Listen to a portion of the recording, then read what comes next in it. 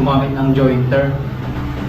Bali, ang gagamitin natin si jointer ay si Laguna 8-inch industrial Sherpe 2 cut head. So,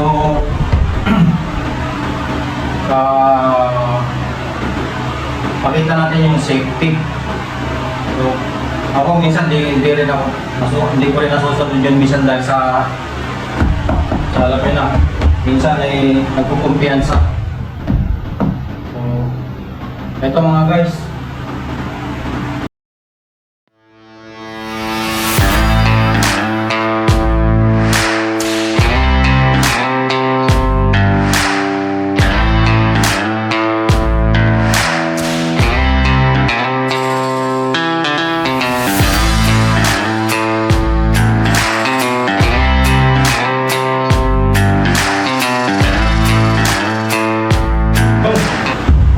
So nakita nyo, gumamit ako nito doon sa face grain kasi mas masyadong malapit yung kamay mo kung paano mo yung ilalagay mo.